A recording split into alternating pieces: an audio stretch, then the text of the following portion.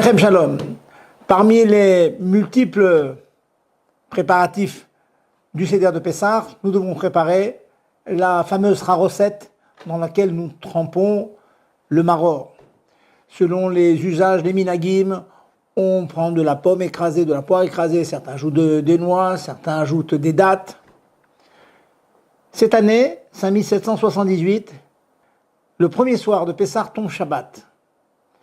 Donc, prenez vos précautions, préparez la recette avant Shabbat. Sinon, on a oublié. Alors, c'est l'occasion pour moi de vous répéter, de faire une petite révision sur deux mélachot que nous avons déjà eu l'occasion d'étudier, à savoir la première, tochen, broyer, écraser. Shabbat, il est interdit d'écraser. Donc, la bonne solution pour écraser vos poires, vos pommes, c'est d'écraser avec un chinouille, avec le manche d'une fourchette ou d'un couteau, le manche. Pas la lame, avec le manche. Vous attrapez donc les dents de la fourchette et vous écrasez avec le manche. C'est une bonne solution.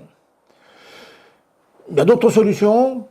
Il est recommandé de le faire juste avant de préparer la recette, miyad, tout de suite, ou bien de les couper en morceaux suffisamment gros, comme l'épaisseur du petit doigt.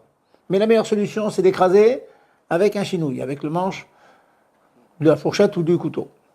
Une fois que vous obtenez donc ces fruits écrasés, on le mélange avec du vin et on mélange.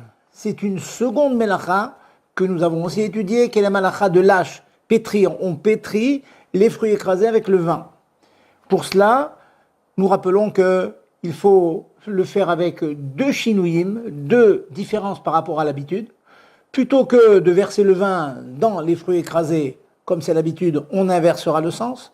On mettra du vin au fond d'un ustensile et on rajoutera par-dessus les fruits préalablement écrasés. Donc, un chinouille, une différence dans la rencontre entre le liquide et le solide. Et ensuite, un deuxième chinouille dans le pétrissage proprement dit.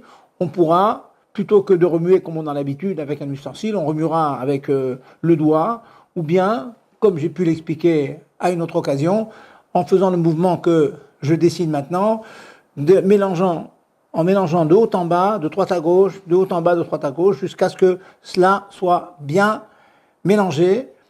On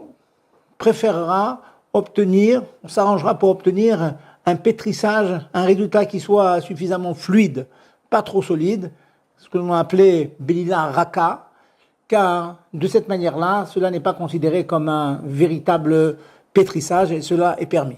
Donc, on écrase avec un chinouille, on mange la fourchette, on pétrit, on mélange avec deux différences par rapport à l'habitude, la rencontre solide-liquide et le pétrissage proprement dit.